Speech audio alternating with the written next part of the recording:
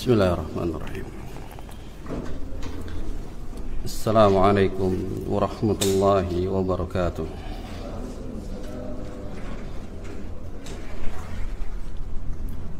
Innal hamdalillah nahmaduhu wa nasta'inuhu wa nastaghfiruh wa na'udzu billahi min shururi anfusina wa min sayyiati a'malina. من يهده الله فلا مضل له ومن يضلل فلا هادي له وأشهد أن لا إله إلا الله وحده لا شريك له وأشهد أن محمدا عبده ورسوله. قال الله تبارك وتعالى في كتابه الكريم: يا أيها الذين آمنوا اتقوا الله حق تقاته ولا تموتن إلا وأنتم مسلمون. ثم أما بعد. إخواني وأخواتي في الدين، عزكم الله. اعملوا فإن أصدق الحديث كتاب الله وخير الهادي هادي محمد صلى الله عليه وسلم وشر الأمور محدثاتها وكل محدثات بدعة وكل بدعة ضلالة وكل ضلالة في النار. Jemaah sekalian yang dirahmati Allah Subhanahu wa taala, tidak patut kata yang kita ucapkan, senantiasa kita bersyukur kepada Allah Jalla Jalaluhu atas limpahan karunia nikmat yang diberikan kepada kita dari nikmat Islam, nikmat iman, nikmat sehat walafiat. Alhamdulillah, kita kembali berkumpul di majlis ilmu. Semoga dirahmati Allah dan diberkahi oleh Allah untuk melanjutkan membahas hadis Rasulullah sallallahu alaihi wasallam yang dikumpulkan dalam sebuah kitab Bulughul Maram min Adillah Ahkam yang ditulis oleh Al-Hafiz Al-Imam Ibnu Hajar Al-Asqalani rahimahullahu ta'ala. Kemudian kita akan menjelaskan dan mengambil dari syarah Ibanatul Ahkam yang ditulis oleh Syekh Abdus Salam Al-Alusi rahimahullahu ta'ala. Adapun pertemuan kita kali ini, kita melanjutkan dalam hadis yang berikutnya mengenai tentang hadis barang siapa yang dia bersin. Terakhir kita membahas la tabda'ul yahuda walan nasara bis salami. Maka hadis yang selanjutnya kita akan bahas insyaallah taala. Sebelum kita menjelaskan, maka dibaca terlebih dahulu matan dari hadis yang mulia ini. Faliyatafadhal.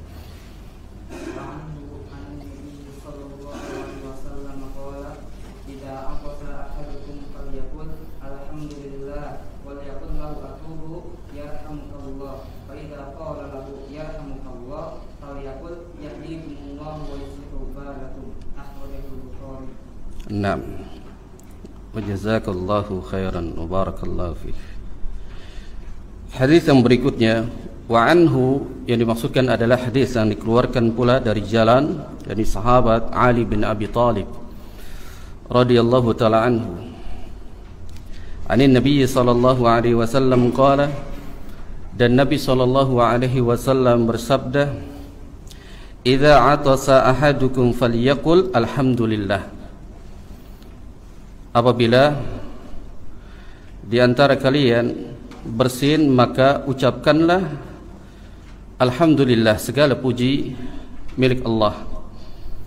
Wal yaqul lahu akhuhu, dan saudaranya yang pada saat itu mendengar dia mengucapkan yarhamukallah, semoga Allah merahmatimu.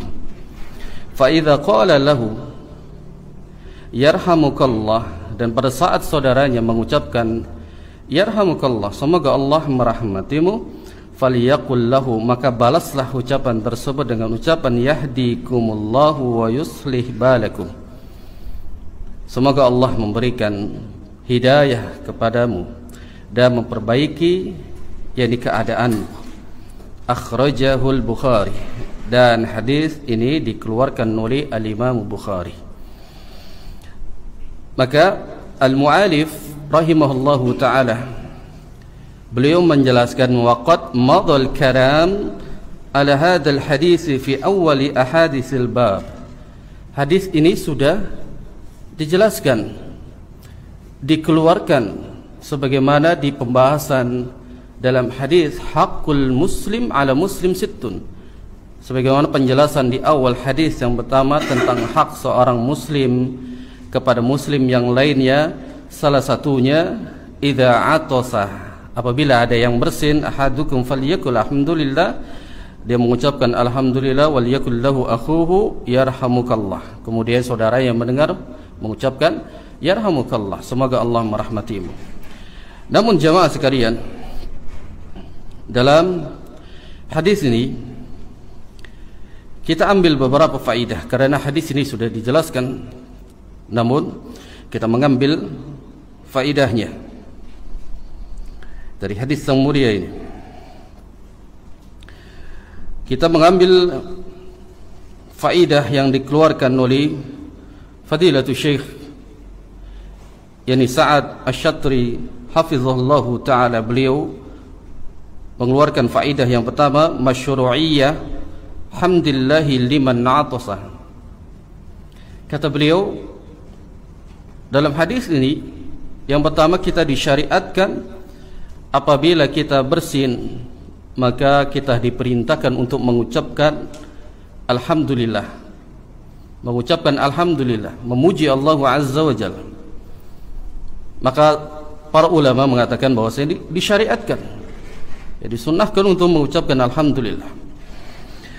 Maka faedah yang kedua, beliau mengatakan anna zahirah al-iqtisaru ala qawlihi alhamdulillah.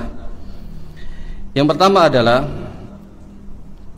dalam ucapan alhamdulillah itu dibatasi dalam hadis yang mulia ini dengan ucapan alhamdulillah.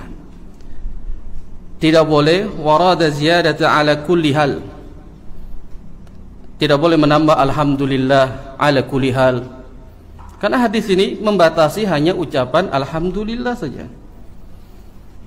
Atau ada ucapan tambahan alhamdulillah lalu ditambahi dengan rabbil alamin. Nah, ini jalan yang dikeluarkan dari sahabat Ibnu Abbas radhiyallahu taala anhuma, yang mana beliau menambah ziyadah rabbil alamin dengan ucapan alhamdulillahi rabbil alamin pada saat seseorang bersin. Hadis ini menunjukkan bahwasanya hanya membatasi alhamdulillah saja. Dengan tambahan ala kulli hal, alhamdulillahi ala kulli hal, ini tidak ada hadisnya. Namun ada tambahan rabbil alamin, ini adalah pendapatnya dari sahabat Ibnu Abbas, yang ketika bersin alhamdulillahi rabbil alamin. Nah, beliau Fadilatul Syekh yani Sa'ad Asy-Syatri hafizahullahu ta'ala, beliau mengatakan wa hakama 'alaiha ta'ifatun bisyudud. Apa kata beliau? Bahwasanya apabila ditambahi setelah ucapan alhamdulillah dengan ucapan rabbil alamin atau ala kulli hal atau yang semisalnya dengan tambah-tambahan ya dari mengucapkan alhamdulillah, beliau mengatakan hukumnya akan tidak beraturan dan akan berantakan. Karena memang hadis ini wal aulaq iqtisaru ala ma fil hadis, bahwasanya hadis ini dibatasi cukup dengan ucapan alhamdulillah. Kan banyak kaum muslimin ditambah-tambahi dia alhamdulillahi rabbil alamin wa syukurillah ya, ditambahi dengan yang lain alhamdulillahi ala kulli hal atau yang semisalnya. Namun hadis ini para ulama menjelaskan dibatasi hanya ucapan alhamdulillah saja. Ini faidah yang kedua. Lalu faidah yang ketiga, Al-faidatu tsalitsah, anna zahir al-hadis, secara zahir hadis ini, anna al-'atasa yahmadu walau kana fi salati. Zahirnya dalam hadis yang mulia ini, apabila seseorang bersin lalu dia memuji Allah, mengucapkan alhamdulillah walaupun di dalam salat. Walaupun di dalam salat. Dan pendapat ini wabihi qala al-jumhuru, sepakat jumhurun ulama mengatakan di dalam salat pun diperintahkan untuk mengucapkan alhamdulillah apabila dia bersin, kecuali yang diselisihi khilafan di Abi Hanifah, diselisihi oleh al-Imamu Abu Hanifah. Hanya beliau yang menyelisih ini. Oleh karena itu para ulama menjelaskan sampai disyariatkannya apabila kita sedang salat lalu kita bersin, maka diperintahkan untuk mengucapkan alhamdulillah. Baik, sebagaimana dalilnya? Dalilnya dalam hadis Muawiyah bin Hakam As-Sulami radhiyallahu taala anhu, yang beliau menceritakan, "Shalaitu ma'an Nabi sallallahu alaihi wasallam fa'atasa rajulun minal qaumi."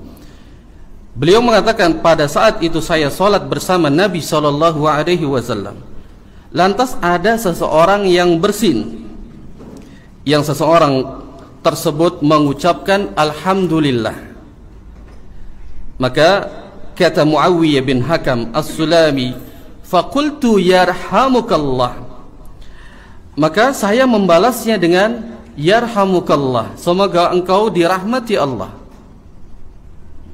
Maka pada saat itu faramani al-qaumu bi absarihim, dan pada saat itu sahabat-sahabat yang lain memandang diriku.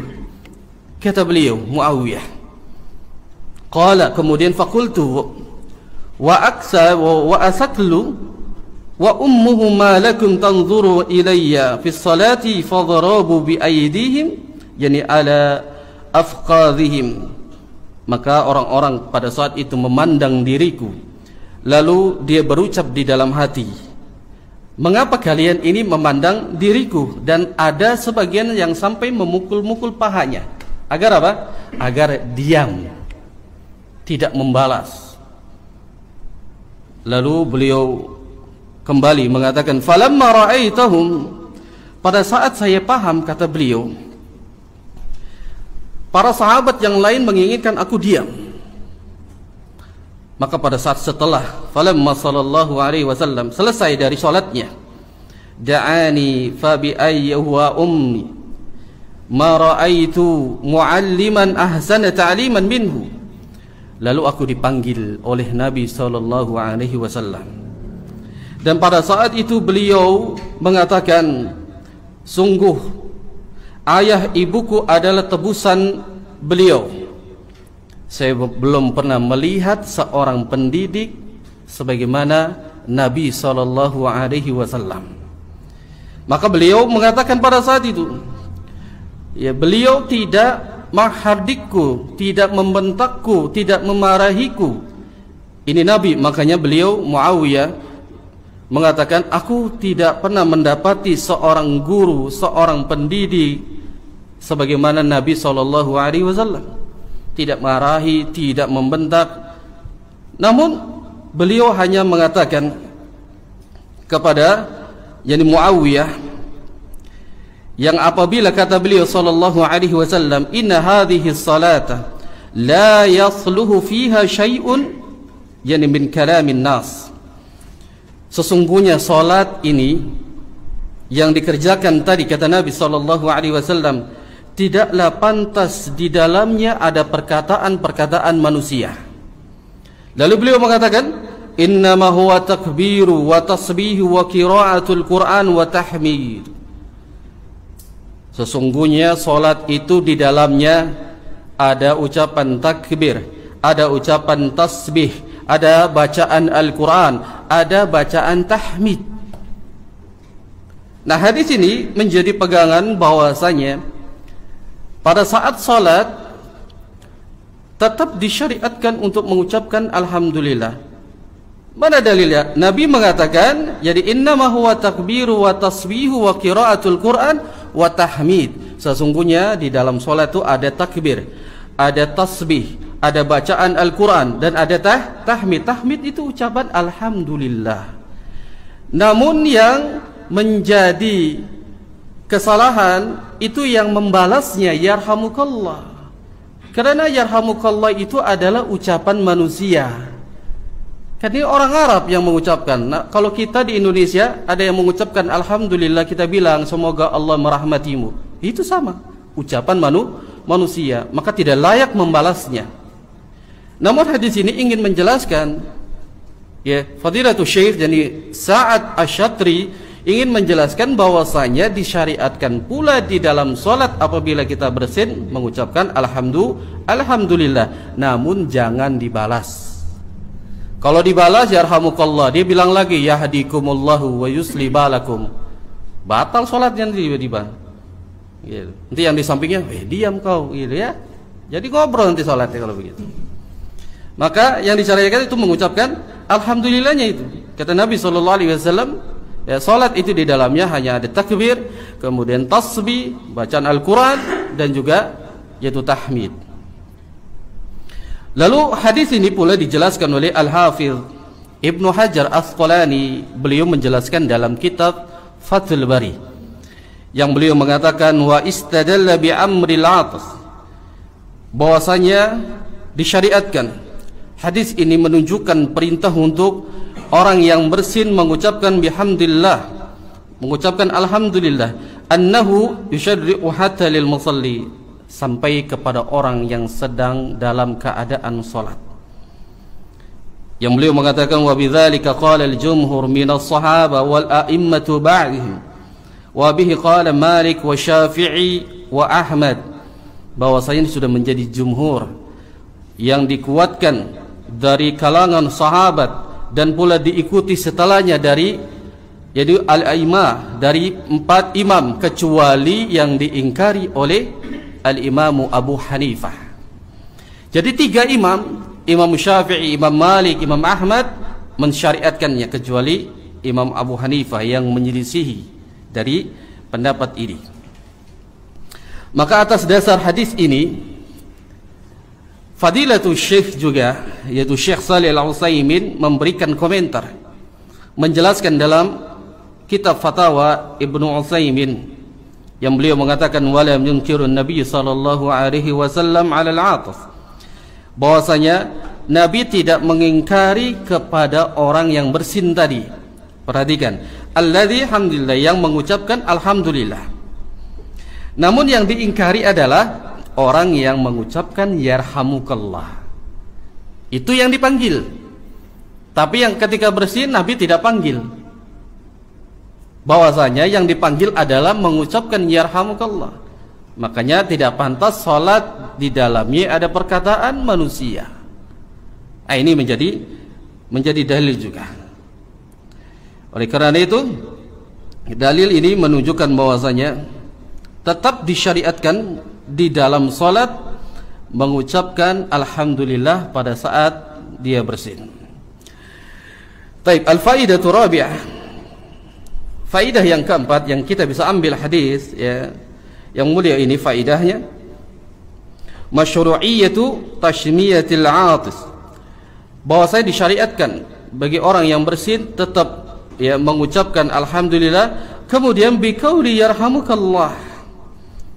Apabila saudaranya mendengar, maka dia ucapkan yarhamukallah, semoga Allah merahmatimu, wa qila 'ala sabilid du'a. Dan pada saat itu orang yang mengucapkan jadi yarhamukallah tidak lain hanya mendoakan doa. Dan ini sebagai adab seorang muslim. Apabila seorang muslim dia bersin mengucapkan alhamdulillah, maka saudaranya mengucapkan doa untuknya dengan ucapan yarhamukallah. Ala sabili, yani basarati wal khair, di dalamnya penuh dengan kebaikan. Islam diajarkan segala sesuatu yakni kebaikan, sampai orang yang bersin pun diajarkan kebaikan. Baik orang yang bersin baik orang yang mendengarnya, ini diajarkan kebaikan. Kita mendoakan saudara kita, kita mendapatkan ganjaran dari Allah Azza wa Jalla. Faedah yang kelima, anna al-awla al-iqtisaru ala hadha al-lafz, yani liwurudi dhalika 'anil nabiy sallallahu alaihi wasallam. Kata beliau yang pertama, lafaz dalam hadis ini dibatasi, tidak boleh ditambah, tidak boleh dikurang. Jadi lafaznya dari Nabi sallallahu alaihi wasallam. Yang dijelaskan adalah membatasi dengan ucapan alhamdulillah. Dalam hadisnya beliau mengatakan, idza atasa ahadukum falyaqul alhamdulillah.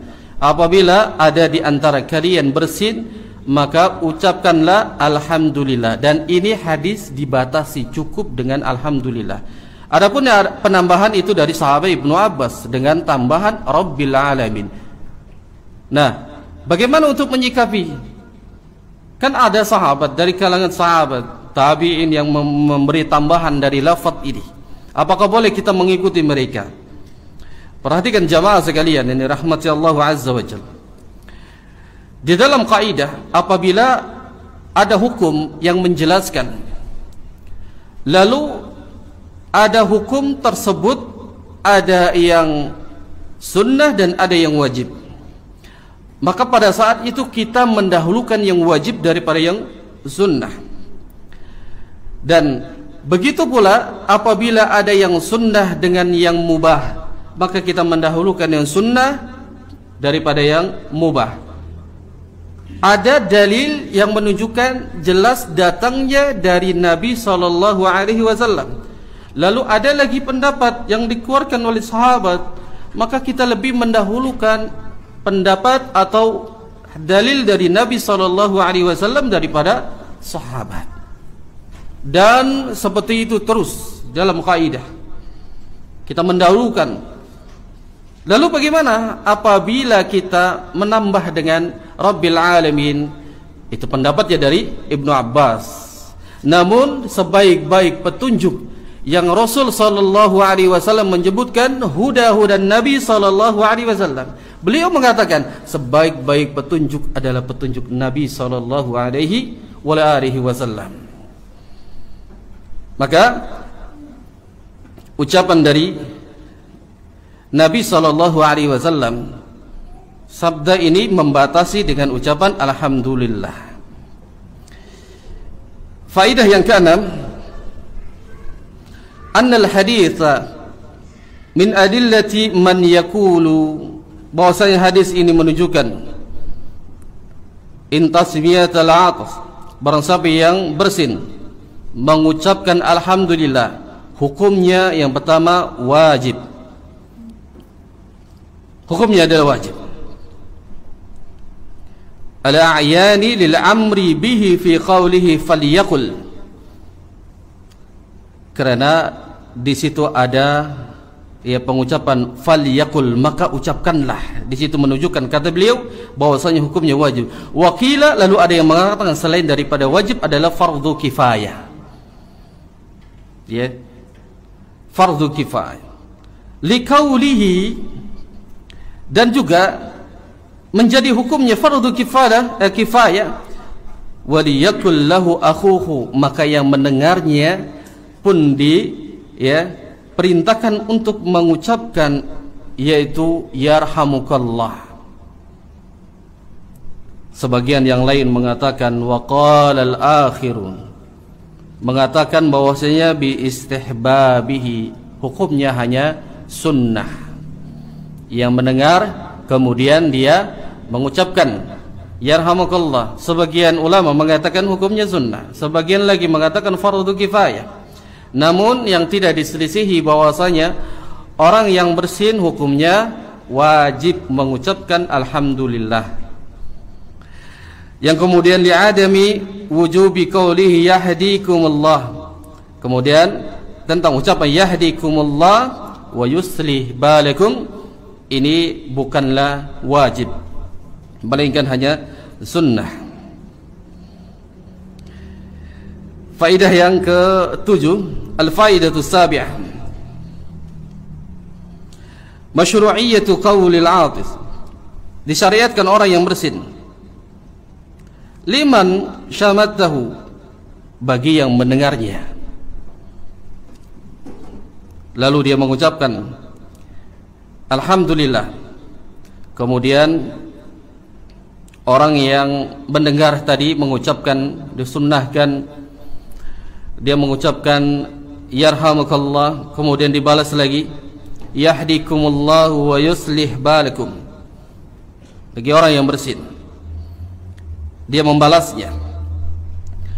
Dan berkatalah al-Imam Abu Hanifah, pendapatnya beliau mengatakan yani yushra'u qawluhu yaghfirullahu lana wa lakum. Beliau berpendapat dengan lafadznya yaghfirullahu lana wa lakum, semoga Allah mengampuni kita dan juga mengampuni kalian. Beliau mensyariatkan dengan tambahan yaghfirullahu lana wa lakum. Ini pendapatnya al-Imam Abu Hanifah. Adapun waqala Malik wa Syafi'i, berkatalah al-Imam Malik dan al-Imam Syafi'i, antara guru dengan murid, yang beliau yatakhayyaru bainal lafzaini liwurudihima, yang beliau mengatakan bahwasanya ini di antara dua lafaz ini, wa qila yajma'u bainahuma, bahwasanya dijadikan satu di antaranya, lakin jama'a alaina yazid marfu'an, adapun yang digabungkan menjadi satu ini menjadi ya marfu', tidak sampai kepada Nabi sallallahu alaihi wasallam. Maka di sini yahdikumullah wa yusli balakum, kalau melihat di dalam hadisnya Nabi sallallahu alaihi wasallam lahu yahdikumullah wa yuslih balakum, maka kita harus menggabungkan. Ada yang mengucapkan yahdikumullah sampai situ saja, ya. Lalu ada yang mengucapkan sampai yahdikumullah wa yusli balakum, dan ini pendapat-pendapat para ulama. Ada yang mengatakan hadisnya sampai yang dikuatkan wa yusli balakum ini hadisnya adalah marfu'. Namun sebagian ulama mengatakan ya cukup sampai di kepada yahdikumullah. Namun di dalam yang rajih para ulama mengatakan sampai kepada wa yusli balakum. Kemudian faidah yang ke-8, al-faidatu tsaminah, adamu masyru'iyyati qawlihi dzalika liman lam yushammithu, bahwasanya tidak disyariatkan, tidak diperintahkan, tidak disunnahkan apabila ada orang yang bersin tidak mengucapkan alhamdulillah, kita mengucapkan yarhamukallah, tidak disunnahkan. Kalau konteks dalam hadis, para ulama mengatakan dalam hadisnya idza yani atasa ahadukum, ya, apabila di antara orang yang bersin lalu kemudian dia mengucapkan falyakul alhamdulillah. Konteks hadisnya Nabi menjelaskan apabila ada orang bersin mengucapkan alhamdulillah, maka disitulah kita diperintahkan untuk menjawabnya dengan yarhamukallah. Namun apabila tidak mengucapkan alhamdulillah, kita tidak disyariatkan mengucapkan yarhamukallah, tidak diperintahkan. Maka al-faidah at-tasi'ah, faidah yang ke-9, kenapa kita diperintahkan untuk mengucapkan alhamdulillah pada saat bersin, dan itu menjadi hukumnya wajib.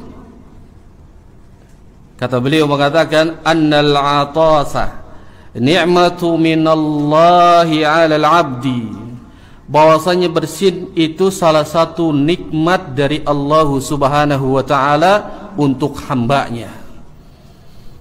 Jadi Allah ingin memberikan nikmat kepada hambanya itu berbagai jenis, berbagai macam.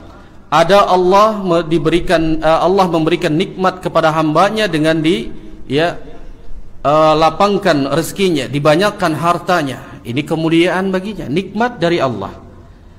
Allah ingin memberikan nikmat kepada hambanya dengan diberikan kesehatan terus, lengkap anggota badan kita, ini nikmat dari Allah.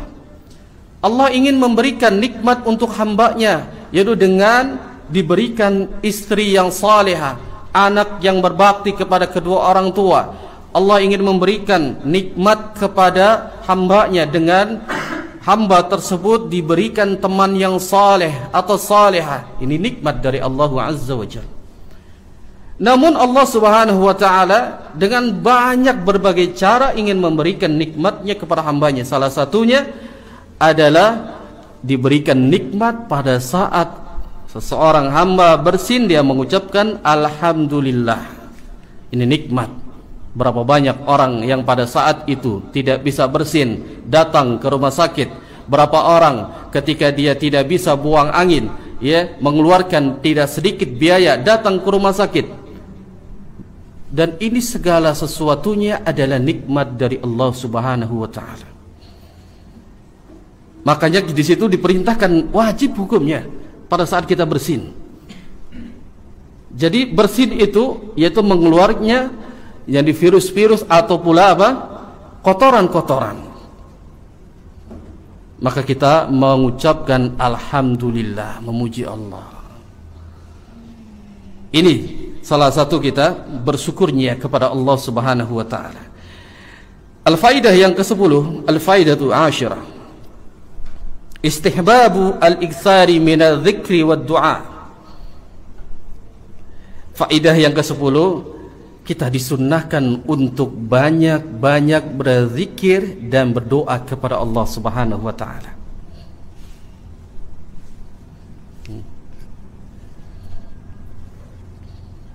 Kita disunahkan untuk banyak berzikir dan berdoa kepada Allah. Dan ini para ulama menjelaskan kenapa kita diperintahkan mengucapkan Alhamdulillah, lalu kita mendoakan Yarhamukallah. Salah satu kita diperintahkan untuk banyak-banyak berzikir dimanapun kita berada. Pada saat kita berjalan, pada saat kita berbaring, pada saat kita di atas kendaraan, kita diperintahkan untuk banyak-banyak mengucapkan yakni zikir dan doa kepada Allah Subhanahu wa ta'ala. Maka setiap aktivitas kita ini, ya, hendaknya kita banyak diselingi dengan zikir kepada Allah. Tidak luput dari kita bersin adalah zikir kepada Allah Subhanahu wa ta'ala. Alhamdulillah. Kemudian ketika kita mendengar, kita doakan dia, Yarhamukallah. Ini doa kepada Allah. Yang kita pahami bahwasanya ad-du'a wal ibadah. Doa itu adalah satu ibadah. Yang ibadah itu setiap orang melakukannya karena Allah, maka Allah akan mengganjarnya dengan apa yang dia lakukan, ibadah tersebut. Akan dihitung sebagai ibadah, mendapatkan pahala di sisi Allah Subhanahu wa ta'ala. Azannya berapa? 20 menit. 2 menit lagi. Taib. Insyaallah ta'ala kita akan lanjut lagi pada hadis yang berikutnya. Ini faedah yang ke-10. Kemudian beliau mengeluarkan daripada banyak, kita diperintahkan untuk berzikir kepada Allah dan berdoa kepada Allah Subhanahu wa ta'ala. Aqulu qouli hadza wa astaghfirullah li wa lakum. Assalamualaikum warahmatullahi wabarakatuh. Bismillahirrahmanirrahim. Alhamdulillah. Alhamdulillah hamdan katsiran tayyiban mubarakan fihi. Wa asyhadu an la ilaha illallah wahdahu la syarika lah. Wa asyhadu anna Muhammadan 'abduhu wa rasuluh. Amma ba'd. Ikhwani wa akhwati fid din, jamaah sekalian yang dirahmati Allah Subhanahu wa ta'ala. Kita lanjut dengan hadis yang berikutnya. Silakan dibaca dulu.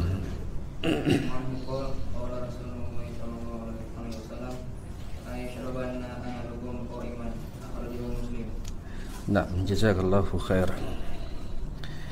Hadis ini wa anhu radhiyallahu ta'ala anhu qala, maksudnya hadis yang diriwayatkan dari sahabat Ali bin Abi Thalib, yang mana Nabi sallallahu alaihi wasallam bersabda, la yashrabanna ahadukum qa'ima, janganlah kalian, salah satu di antara kalian minum dalam keadaan berdiri.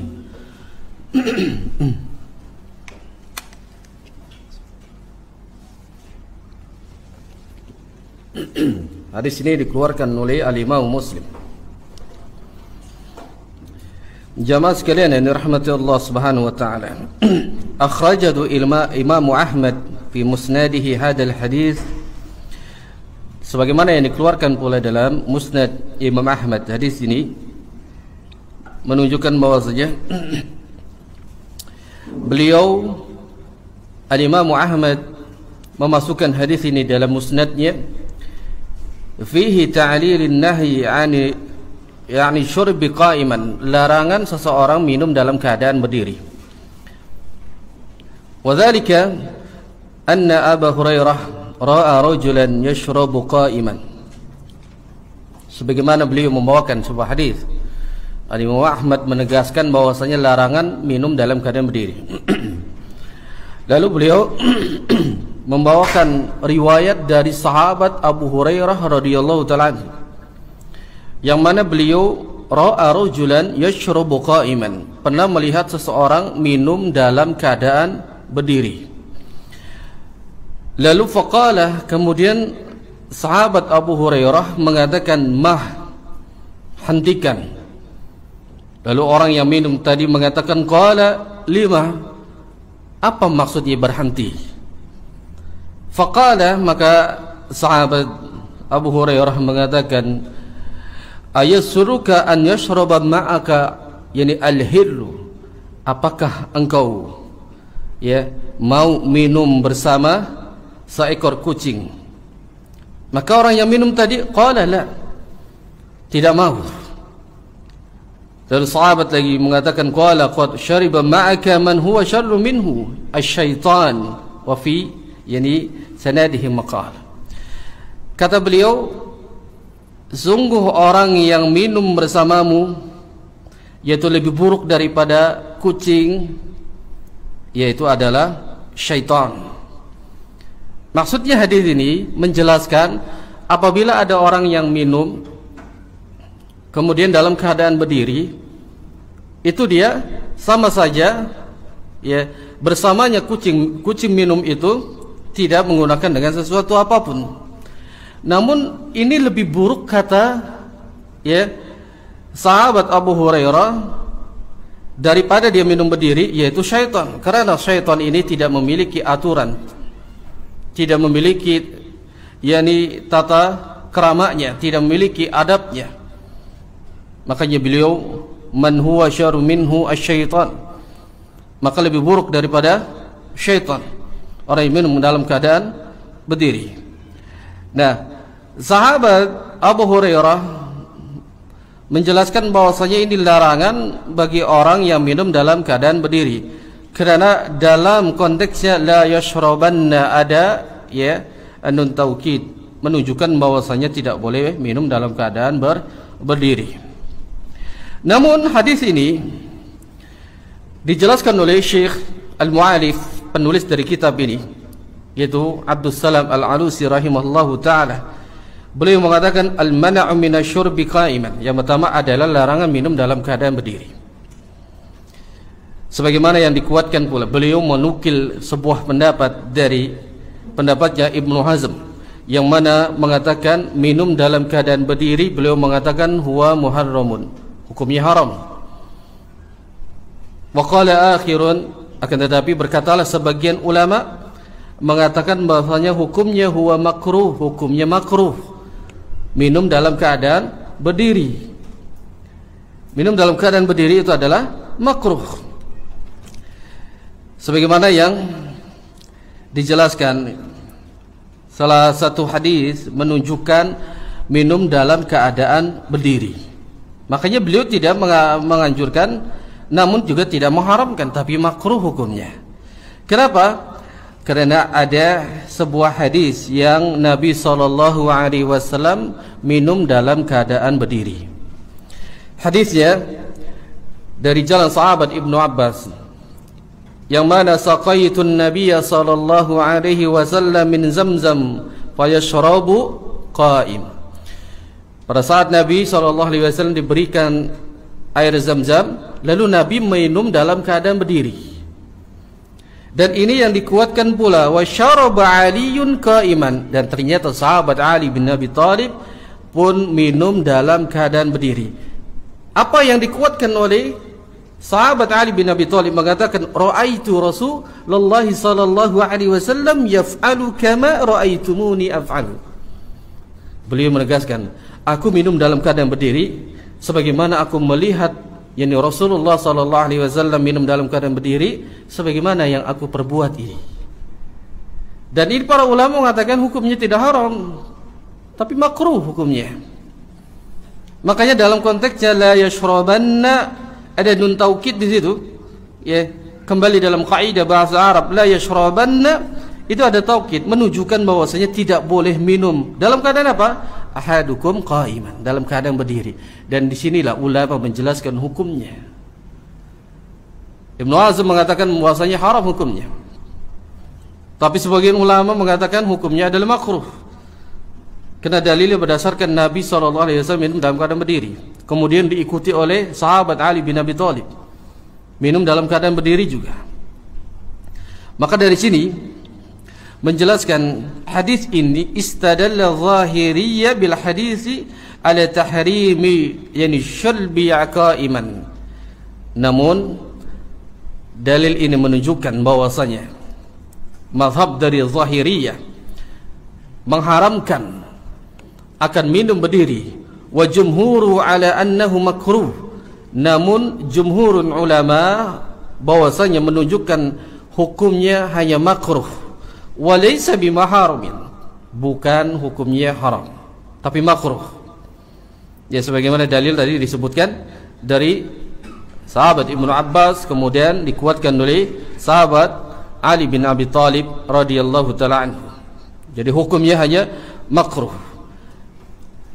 Namun fayuhmalu an-nahyu 'ala al-qarah jam'an baina hadatsaini.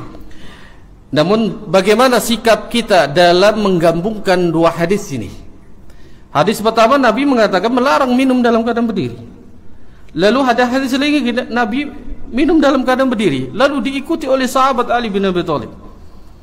Makanya para ulama menjelaskan li'annal jam'ah baina fi'li wa qawli aqwa min taqdimil qawli 'ala al-fi'li. Ini kaidah nih.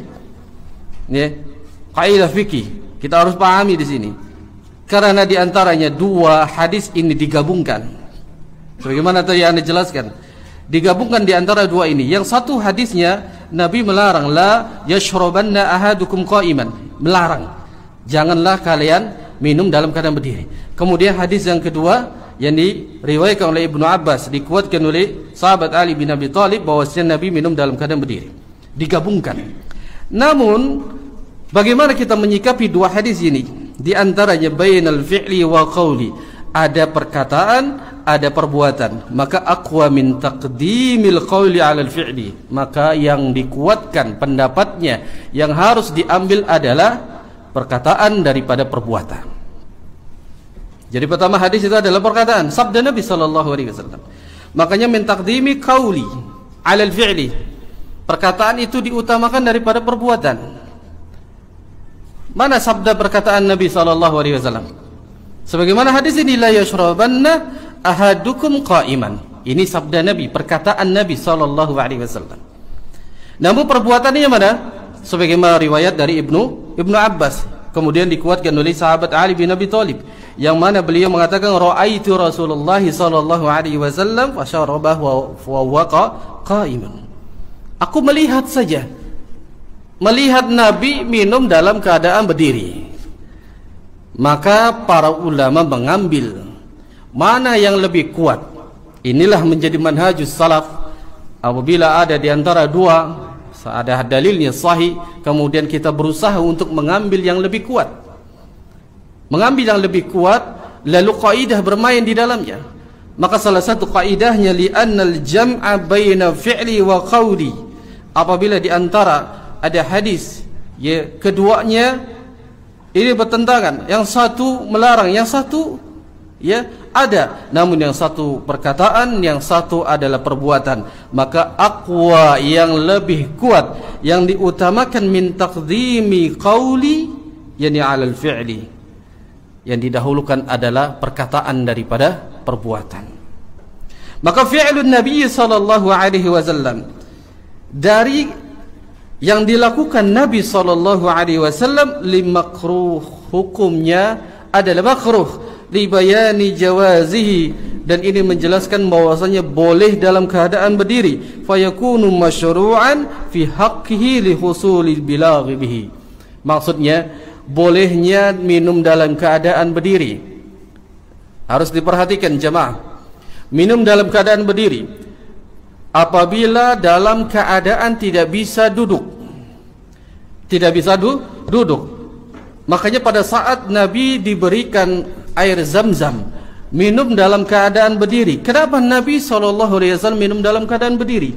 Dan pada saat itu banyaknya kerumunan sahabat-sahabat yang sulit untuk Nabi duduk. Maka di sini hukumnya menjadi makruh. Ini menjelaskan bolehnya, namun hukumnya makruh, tidak sampai kepada haram. Namun pada saat itu kita bisa duduk. Pada saat itu, maka di sini mengambil kepada lebih mendahulukan kepada yang pertama. Kalau kita bisa duduk, maka itu lebih baik duduk. Maka ini bukan hukumnya haram, ya, hanya makruh. Ini yang dijelaskan oleh para ulama, menggabungkan di antara dua hadis. Ya, sungguh mulia para ulama menjelaskan satu hadis yang begitu diambil faidahnya, dikeluarkan faidahnya. Sungguh mulia agar kita bisa beradab di hadapan Allah Azza wa Jalla, agar kita bisa beradab di hadapan Nabi SAW, dan juga beradab di hadapan kaum muslimin. Makanya di dalam bab masalah tentang adab, kitabul adab, makanya pada saat itu yang pertama kali yang harus dia bisa beradab adalah di hadapan Allah Subhanahu wa ta'ala. Semisal kita salat, kita harus didahulukan adab kita terhadap Allah. Berapa banyak kaum muslimin ketika dia salat menghadap Allah, dia tidak perhatikan pakaiannya, dia tidak perhatikan bagaimana pakaiannya suci atau tidak. Namun ketika dia bisa beradab di hadapan manusia, dia bisa tampil rapi, ya, bisa tampil dia tampan di hadapan manusia. Kenapa dia tidak bisa beradab di hadapan Allah Azza wa Jalla? Makanya salah satunya yang kita harus tentukan adalah adab di hadapan Allah. Pada saat kedua di hadapan Nabi SAW, bagaimana cara kita beradab di hadapan Nabi? Kita bisa mengamalkan sunnah Nabi SAW. Dimanapun kita berada, ikhwah, mengamalkan, berusaha untuk menegakkan sunnah Nabi SAW. Makanya pada saat itu datang sahabat kepada Nabi SAW, ya Rasulullah, aku tidak bisa melakukan yakni salat dalam keadaan berdiri. Perintahkan Nabi SAW dalam keadaan duduk. Duduk tidak bisa berbaring, kemudian berbaring tidak bisa, kemudian diisyaratkan dengan isyarat gerakan. Maka disitulah yang Allah Subhanahu wa ta'ala mengatakan, fattaqullah man istata'tum. Bertakwalah engkau kepada Allah sesuai dengan kesanggupannya. Kalau dia sudah berusaha semaksimal mungkin menegakkan sunnah, namun tidak bisa, maka sesuai dengan kesanggupannya. Jangan mengatakan tiba-tiba langsung dia mengatakan ini kesanggupan saya, tapi belum dicoba. Ini salah kaidah seperti ini. Coba dulu. Sebagaimana Imam Ahmad, ya, Imam Ahmad ini pada saat ingin menegakkan hujjah, mengikuti sunnah Rasul SAW, pada saat itu kelompok Jahmiyah yang mengatakan bahwasanya Al-Quran adalah makhluk. Namun Imam Ahmad mengatakan bahwasanya Al-Quran kalam Allah, mengikuti sebagaimana sunnah Nabi yang Nabi mengatakan Al-Quran kalam Allah. Ditegakkan hujjah oleh Imam Ahmad, ditegakkan hujjah sampai dicambuk, sampai dipenjara. Ya, begitu. Maka ini yang dilakukan oleh para ulama. Namun ada sebagian ulama mengatakan kalau kita terancam dibunuh, maka kita boleh mengucapkan itu, asalkan kita bisa menyelamatkan nyawa kita, namun hati kita berlepas diri dari perkataan itu. Namun yang dimaksudkan adalah pada saat itu kita berusaha untuk semaksimal mungkin untuk kita bisa beradab di hadapan Nabi SAW dengan menegakkan sunnah. Lalu yang ketiga, kita bisa beradab di hadapan kaum muslimin. Makanya ini adab-adab ini harus diperhatikan. Kalau dia bisa maka beradablah di hadapan kaum muslimin, karena Nabi mendakwakan agama yang hak ini yaitu disertai dengan adab. Kita sebagai umatnya, agar kita merintahkan menyebarkan Islam ini dengan kemampuan kita masing-masing, tapi yang ditekankan di dalam Islam, Nabi mengajarkan kepada umatnya agar kita bisa mengajarkan kemudian menyebarkan Islam ini dengan kebenaran, kemudian dibarengi dengan adab. Maka kan tidak etnis kalau misalkan ada seseorang yang alim kemudian dia minum dalam keadaan berjalan-jalan, atau dia sedang di mana dia dalam keadaan minum berjalan, kan tidak baik adabnya. Walaupun kita menghukumi bahwasanya di situ ada beberapa pendapat ulama. Ibnu Hazm mengatakan minum dalam keadaan berdiri adalah haram, namun jumhur mengatakan bahwasanya makruh. Namun ada beberapa, namun kan tidak beradab. Ya. Nah, maka di sinilah kita bisa beradab, bisa mendahulukan adab di hadapan kaum muslimin. Kemudian jemaah sekalian yang dirahmati Allah Subhanahu wa taala, kita bahas satu hadis lagi, ikhwah. Dibaca hadisnya.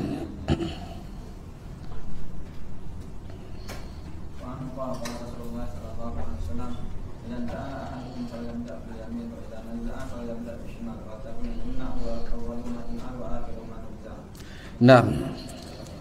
Jazakallahu khairan. Wa anhu radhiyallahu ta'ala anhu qala, kembali riwayat dari sahabat Ali bin Abi Thalib yang dia berkata, qala Rasulullah sallallahu alaihi wasallam, Nabi sallallahu alaihi wasallam bersabda, idza inta'ala ahadukum falyabda bil yamin. Apabila di antara kalian memakai yakni sandal, maka dahulukanlah kepada yang kanan. Wa idza naza'a falyabda bishimal. Apabila melepasnya, lepaskan terlebih dahulu dengan yang kiri. Wal takuni al-yumna awalahuma, yani tun'alu wa akhiruhuma tunzau. Yang kanan jadikan kepada sesuatu, yakni memakai di awal yang pertama, kemudian yang kiri untuk melepasnya. Maka hadis ini dikeluarkan oleh muttafaqun alaih. Jamaah sekalian yang dirahmati Allah Subhanahu wa taala, waqad wasafat Aisyah radhiyallahu taala anha. Aisyah menceritakan tentang Rasul sallallahu alaihi wasallam. Pada saat itu Aisyah menceritakan bi annahu kana yu'jibuhu yani tayammanu fi sya'nihi kulli, yani fi ta'ilihi wa tarzilihi wa sairi umuri. Nabi diceritakan oleh Aisyah pada saat melakukan sesuatu urusan, beliau selalu mendahulukan yang kanan dalam memakai sandal, bahkan sampai di dalam menyisir beliau mendahulukan yang kanan, di setiap urusan. Makanya wal bada bil yamini masyru'iyyah, mendahulukan yang kanan salah satu adalah disyariatkan fi sairil a'mali salihah, di dalam melakukan sesuatu yang baik. Apa saja, pokoknya sesuatu yang baik kita mendahulukan dengan yang kanan. Ini yang adab di dalam kita memakai sandal, memakainya dengan kaki kanan, kemudian melepasnya dengan kaki kiri. Dahulukan yang kiri. Ini adab yang diajarkan oleh Nabi sallallahu alaihi wasallam. Maka al-amru an yabda'a fi inti'ali bil yamin. Pada saat kita memakai sesuatu, sandal, sepatu dan yang semisalnya, maka dimulai didahulukan dengan kaki kanan. Ingat ikhwah, ini adab. Ya, walaupun kita tidak di hadapan saudara kita kaum muslimin, kita bersendirian. Kembali agar kita bisa beradab di hadapan Nabi sallallahu alaihi wasallam. Kita mendahulukan yang kanan karena kita ingin beradab di hadapan Nabi, karena kita ingin menegakkan sunnahnya. Apakah Allah Azza wa Jalla mendiamkan seperti itu, tidak memberikan ganjaran? Tidak, jamaah. Makanya pada saat kita dikuburkan nanti, 7 langkah orang yang mengantar kita pergi, Maka datanglah malaikat Munkar dan Nakir menanyakan, ya, yang pertama yang ditanyakan, man rabbuka, siapa Rabbmu? Dijawablah kita, menjawablah kita bahwasanya Rabb kita adalah Allah Azza wa Jalla. Lalu ditanya lagi, man nabiyyuka, siapa nabimu? Maka tentu kita menjawab sebagai umatnya, nabiku adalah Nabi Muhammad sallallahu alaihi wasallam. Sejauh mana engkau mengamalkan dan menegakkan sunnahnya, perintah-perintahnya pada saat engkau di dunia? Yang bisa menjawab adalah diri kita sendiri, ikhwah. Sejauh mana kita ini menegakkan sunnahnya? Ini hal yang ringan bagi kita. Ringan apa? Berat.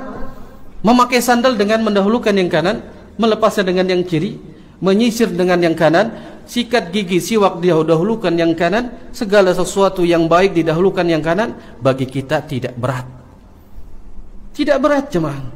Namun pada saat kita mengamalkan ini, maka kita mendapatkan ganjaran di sisi Allah Subhanahu wa taala. Karena pada hakikatnya Allah Subhanahu wa taala mengatakan, ya ayyuhalladzina amanu atiullaha wa atiur rasul.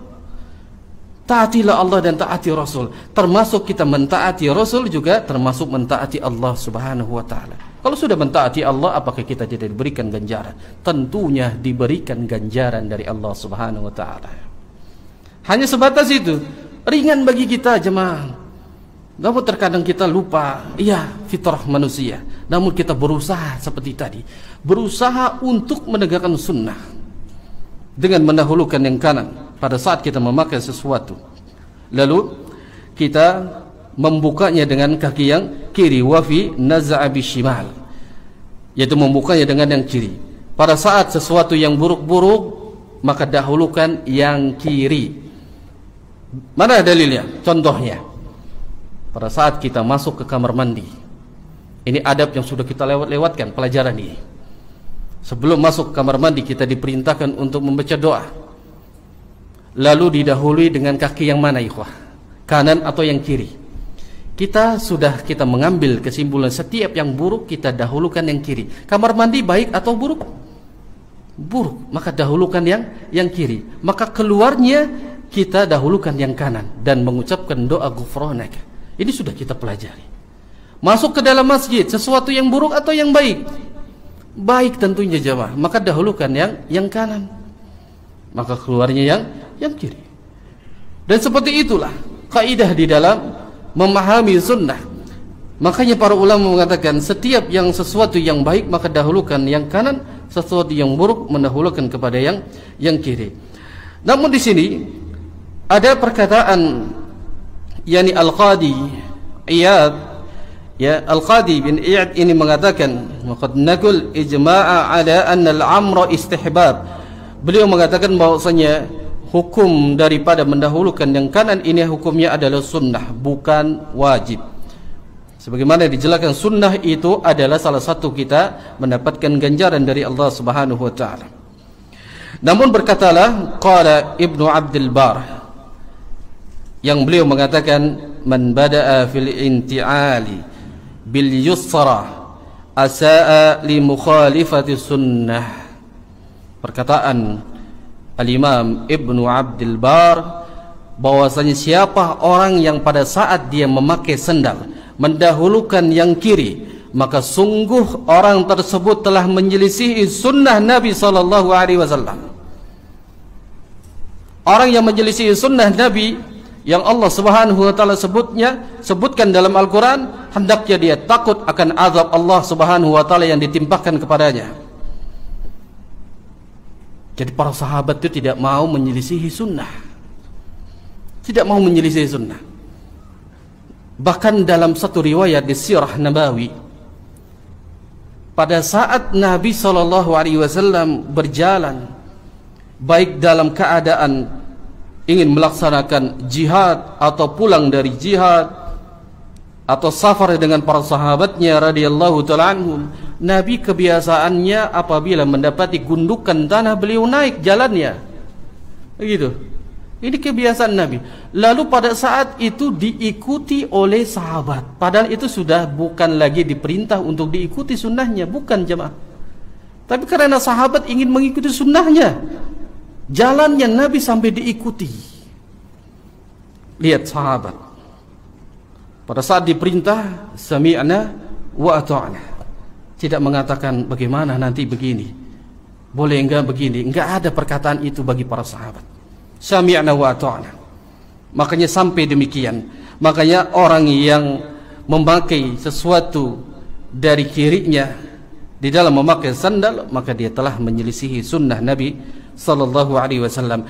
Namun ingin menjelaskan, walakin la yuharrimu alaihi labisa na'la, bukan berarti hukumnya haram di dalam memakai sandal mendahulukan yang kiri. Tidak berdosa, gitu ya. Jadi jangan di hajar. Namun kita nasihati, maka sunnahnya dahulukan yang kanan. Itu. Wa qala ghairuhu, dan berkatalah yang lain. Berkata yang lain, kama naqul as-Sun'ani rahimahullahu taala. Berkata al-Imam as-Sun'ani rahimahullahu taala dalam kitab Subulus Salam. Ini syarah dari Bulughul Maram min Adillah Ahkam, yang beliau mengatakan yanbaghi an tanza'an na'la min yusra, yani wa yabda'a bil yamin.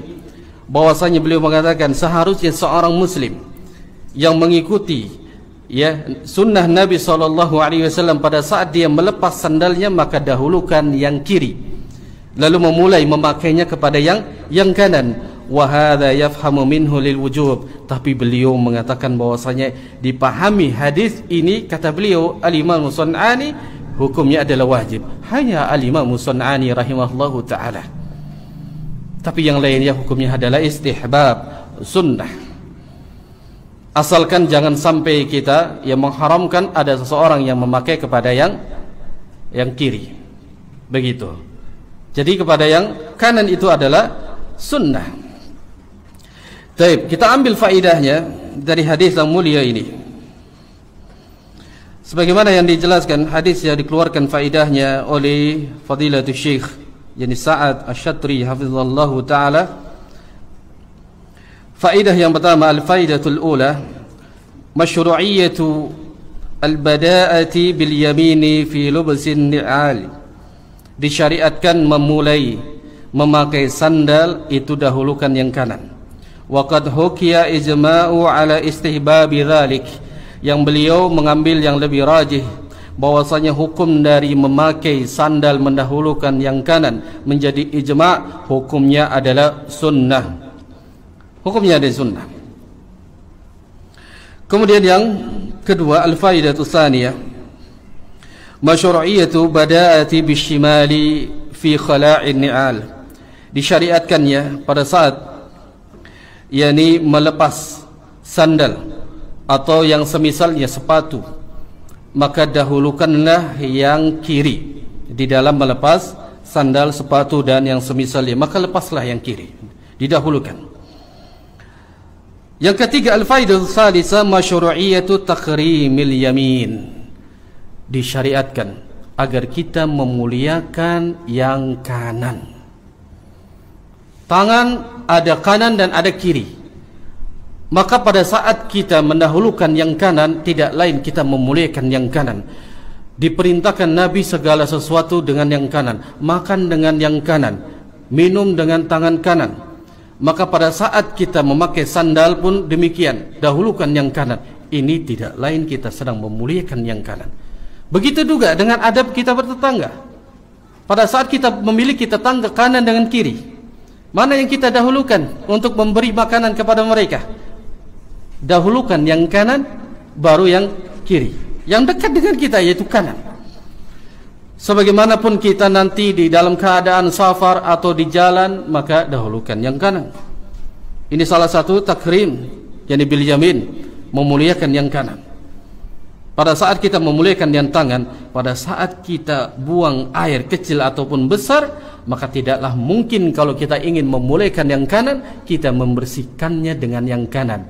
Hanya orang-orang kafir, orang-orang yang tidak memiliki adab, dia mendahulukan yang kanan pada saat membersihkan dari sisa-sisa najis dari buang air kecil dan besar mereka.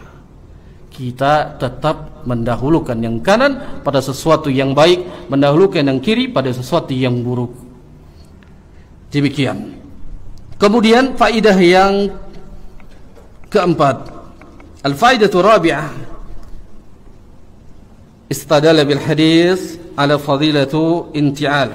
Yang pertama adalah menunjukkan hadis ini keutamaan memakai sandal, maksudnya adalah mendahulukan yang kanan. Namun para ulama menjelaskan bukan hanya di dalam memakai sandal saja, segala sesuatu yang berhubungan seperti sepatu, memakai baju, menyisir, bersiwak, dahulukan yang kanan. Gitu. Jadi bukan hanya di dalam sandal di sini. Para ulama menjelaskan, ya, boleh dia memakai apa saja, mengikuti sunnah, maka dahulukan yang kanan. Fa innahu istuhibba al-bada'a bil yamini fil libasi wa shimali fil khal'i.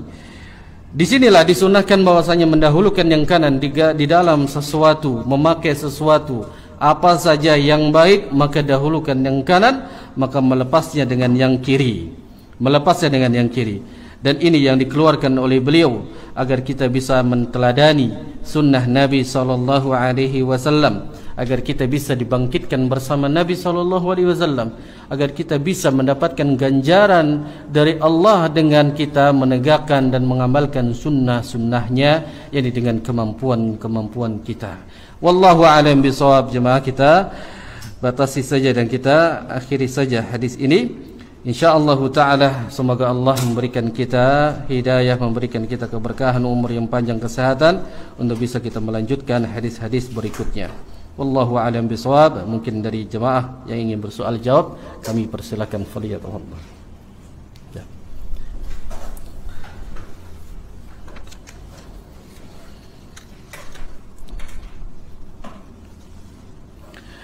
Nah, ada sebuah pertanyaan, apakah boleh mengucapkan alhamdulillah di dalam hati ketika sholat? Bagaimana penjelasannya jemaah? Dalam hadisnya tetap disyariatkan pada saat kita sholat, saat kita bersin, maka disyariatkan tetap untuk mengucapkan alhamdulillah. Enggak perlu dalam hati, dizaharkan. Mengucapkan dalam hati, ya, berarti dia menyelisihi sunnah. Dalam hadis tadi yang diingkari adalah yang mengucapkan yarhamukallah. Karena Nabi SAW mengatakan bahwasanya inna hadhihi shalah, bahwasanya sesungguhnya salat ini tidak boleh di dalamnya ada apa? Kalamun nas, ada perkataan manusia. Lalu Nabi mengatakan innama, sesungguhnya hadhihi shalah, salat ini di dalamnya ada at-takbir, kemudian ada tahlil, kemudian ada qiraatul Quran, kemudian ada tahmid. Di dalamnya ada takbir, kemudian ada ucapan baca Al-Quran, dan juga ada tahmid. Jadi ucapkan saja, namun tidak boleh menjawab dengan yarhamukallah, enggak usah sampai di dalam solat. Jadi ucapkan di dalam solat, tidak perlu di dalam hati, karena hadisnya itu menunjukkan itu para ulama. Disyariatkan sebagaimana pendapat ini dikuatkan oleh ini Syekh Sa'ad Asy-Syatri hafizallahu taala. Wallahu a'lam bissawab. Ya.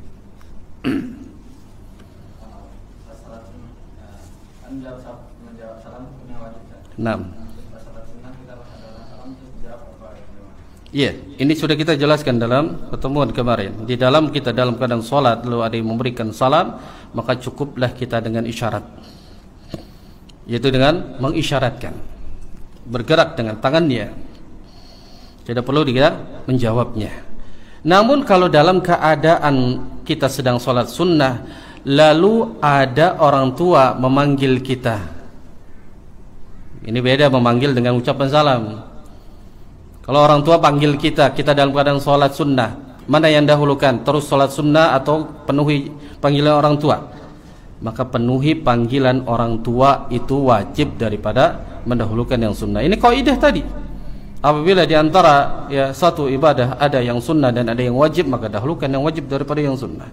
Maka ini dalilnya pada saat itu pernah ya seorang abid ahli ibadah pada saat itu sholat sunnah, kemudian dipanggil orang tuanya, namun dalam hatinya seorang ahli ibadah tersebut, mana yang didahulukan, terus sholat sunnah atau panggilan orang tua? Akhirnya dia meneruskan sholat sunnah. Akhirnya orang tuanya murka dan mengatakan apa? Semoga engkau mendapatkan fitnah yang besar. Akhirnya fitnah apa yang dialami oleh Abid itu? Berzina, digoda dengan wanita. Akhirnya tidak bisa digoda-goda. Akhirnya si penzina tadi berzina dengan si gembala kambing, lalu dituduhkan bahwasanya dia hamil. Siapa yang mengambil? Bahwasanya si ahli ibadah tersebut yang telah mengamiliku. Namun kata ahli ibadah tersebut mengatakan kepada orang-orang masyarakatnya, pada saat itu sudah dihancurkan tuh tempat ahli ibadahnya tersebut. Maka pada saat itu dipanggil, mana wanita hamil tersebut? Dipanggil, ditanyakan, ditunjuk kepada perutnya, kepada anaknya. Siapa yang menghamili? Siapa bapakmu? Maka anak kecil itu menjawab siapa? Si penggembala kambing. Ini salah satu wujud anak kecil yang sudah bisa bicara. Akhirnya masyarakat kembali ingin membangun mihrabnya, tempat sholatnya dari apa? Dari emas. Namun seorang ahli ibadah tersebut bangunkan seperti di awal saja. Dan hadis ini menunjukkan bahwasanya apabila kita sholat sunnah lalu dipanggil oleh orang tua, dahulukan yang wajib. Namun pada saat kita diberikan salam, ini bukan menjadi apa? Sebagaimana dikiaskan dalam hadis itu, maka dia dengan isyarat. Ini sudah kita jelaskan. Demikian, Allahu a'lam bishawab. Pertanyaan yang selanjutnya, jika ada yang bersin anak kecil, bagaimana respon atau tanggapan kita ketika mendengarnya? Baik. Sebagaimana tadi penjelasannya, seorang yang bersin dia tidak mengucapkan dari alhamdulillah, maka tidak disunahkan kita disyariatkan untuk menjawabnya. Namun pada saat anak kecil itu anak kita, hendaknya kita mengajarkan kepada mereka. Ini salah satu kita mengajarkan adab kepada anak-anak kecil. Pada saat dia bersin, dia ucapkan. Paling tidak mengajarkannya, kita sebagai orang tua mengucapkan terlebih dahulu. Biasanya orang tua itu akan diikuti oleh anaknya. Makanya anak kita bersin, dia ada orok, ada bayi yang dia belum bisa berbicara, belum bisa mengucapkan alhamdulillah. Namun kalau kita sering, misalkan dia bersin, kita langsung respect alhamdulillah, Nah, yang dia dengar, yang selalu dia dengar pada saat bersin, dia alhamdulillah. Lalu kalau sudah besar, dia bisa memahami, yang membedakan mana yang baik dan mana yang buruk, maka kita ajarkan pada mereka. Maka pada saat bersin, ucapkan alhamdulillah. Ini kita ajarkan demikian. Namun kalau dia tidak mengucapkan alhamdulillah, maka tidak disyariatkan dan tidak disunahkan kita menjawab dari ucapan doa yarhamukallah. Namun kalau dia anak kita, tentunya kita ajarkan adab-adab ini kepada keluarga. Semoga Allah memudahkan kita untuk bisa mengajarkan jadi ilmu adab kepada keluarga kita, tetangga, kaum muslimin yang lainnya. Wallahu a'lam bishawab. Silakan jemaah.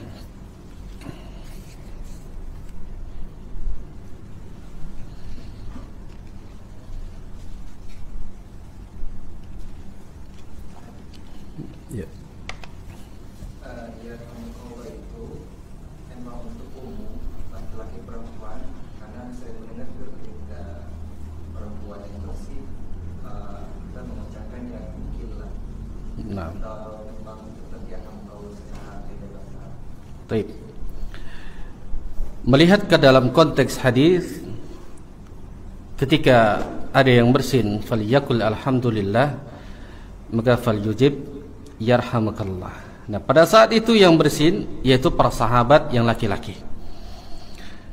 Nah, di sini dijelaskan di dalam kaidah dalam bahasa Arab dipisahkan mana yang muzakkar, mana yang muannas, antara laki-laki dan perempuan, dan semua dhamirnya pun dipisahkan di dalam kaidah bahasa Arab.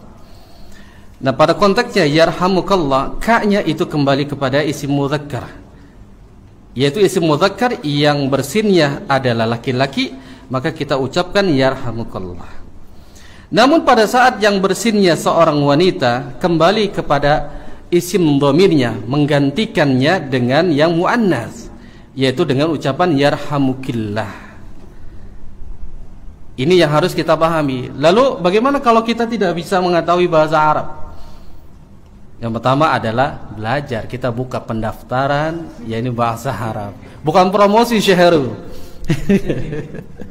Ya, kita sudah mulai buka pendaftaran ikhwah. Ya akhwat, ya sebarkan bahwasanya hukum belajar bahasa Arab ini sepakat ijma wajib. Ya. Agar kita bisa apa? Bisa memaknai Al-Quran, kita bisa memaknai hadis dan tidak keliru mana yang isim mudzakkar, mana isim muannas. Baik, kemudian kalau dia tidak tahu, yang dia tahu hadisnya yarhamukallah, dia pukul rata semua. Mau perempuan, mau dia laki, mau dia anak kecil, ya dewasa, dia pukul rata semua. Yarhamukallah. Bagaimana hukumnya? Tetap diperbolehkan.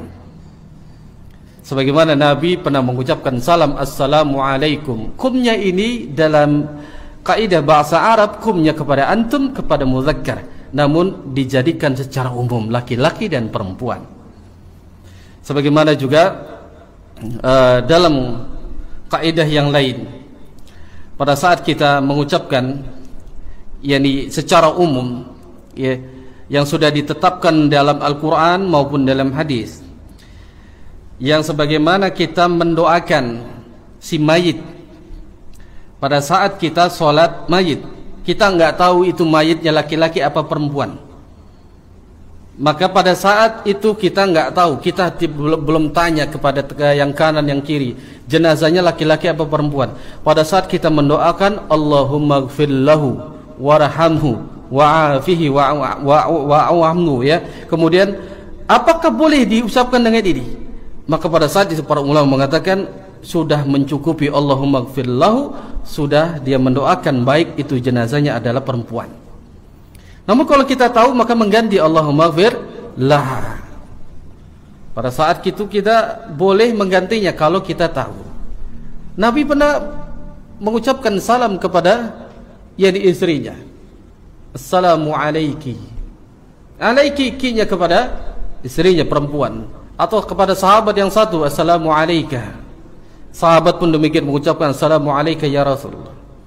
Dan ini boleh saja kalau kita paham di dalam, ya, mengetahui kaidah mana membedakan mana mudzakkar mana muannas. Namun dalam konteks hadisnya adalah menyebutkan seperti itu, ya, secara umum. Namun kita yang paham boleh digantikan yarhamukillah. Maka disinilah untuk semangatnya belajar bahasa Arab. Daftar silakan, murah meriah, masuk surga insyaallah. Barakallahu fikin, jazakallah. Wallahu a'lam bishawab.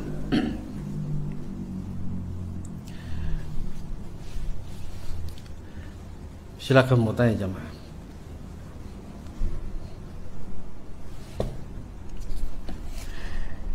Tidak ada soal lagi.